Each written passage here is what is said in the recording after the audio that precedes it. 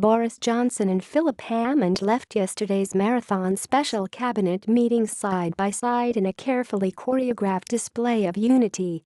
Smiling for the battery of cameras outside number 10, the Foreign Secretary and the Chancellor even exchanged a few words, giving every appearance of being good friends, or at least amiable colleagues. They're not. They continue to loathe each other. The photo opportunity, dreamed up no doubt by government spin doctors after a riotous week of Tory infighting, chaos, rumours of sackings, resignations, and leadership bids, should fool no one. Johnson and Hammond have been at war for the past 12 months over the terms of our exit from the EU, and that hasn't changed.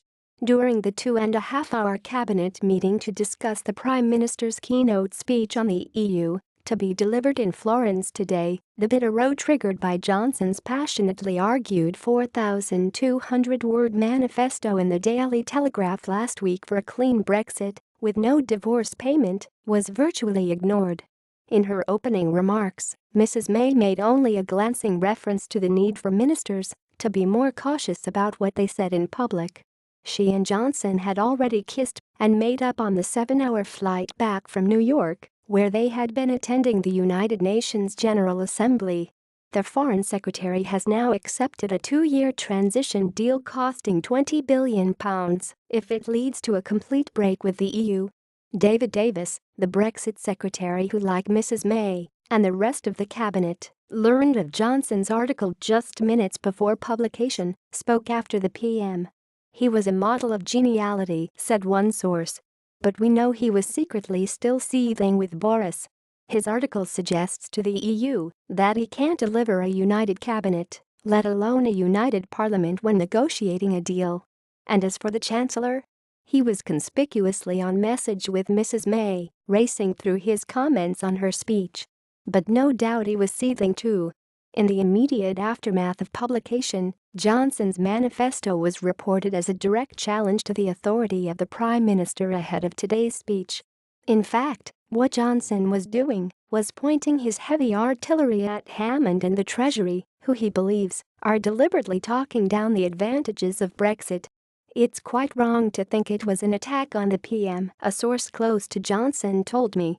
Boris was aiming at the ghost of George Osborne, the former Chancellor, fervent Remainer and chief architect of Project Fear, whose spirit of doom and gloom still stalks every corridor and every meeting room at the Treasury.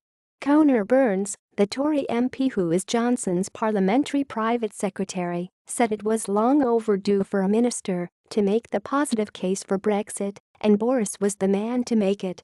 He added, "The Foreign Secretary is one of those rare politicians whose reach is huge, whose spirit is irrepressible, and who has optimism built into his DNA. It is no understatement to say that, if pessimism were a disease, Boris Johnson would be immune." Like so many of us who campaigned for Britain to leave the EU last year, he doesn't just respect the referendum result, he welcomes and embraces it. Those were carefully chosen words and a less than subtle criticism of Hammond, a Remainer who prefers a business-friendly softer Brexit, with Britain staying close to the single market. Burns perhaps also had in mind Home Secretary Amber Rudd, another Remainer who backs the Chancellor's vision of Brexit. But while Hammond kept his counsel this week, Rudd has been a damning critic of Johnson, accusing him of being a backseat driver. In a carefully timed intervention yesterday, Mrs. May's former Chief of Staff Nick Timothy took aim at the Treasury, which never even mentions the positives of leaving the EU. Downing Street was alerted in advance of what Timothy was going to say. Feelings are still running high. A second Treasury source remains scathing of Johnson. "He's self-indulgent and divisive, and this was all about him trying to prove he still matters. He's made a fool of himself. May hasn't watered down her plans following Johnson's intervention, and she should have sacked him." This sorry episode of cabinet infighting had, in truth, been weeks in the making. The seeds were sown last month, when Johnson was the subject of a blistering attack by a columnist in the Remain-supporting Times newspaper. Not a single foreign minister in Europe takes him seriously. He leaks information given to him confidentially by other governments, the well-sourced and hugely damaging article claimed. Johnson was variously considered by EU states as being totally unreliable, a liar and dangerous, it said. Boris was livid and proposed to answer his critics with his own keynote speech on Brexit. But Downing Street told him to delay it.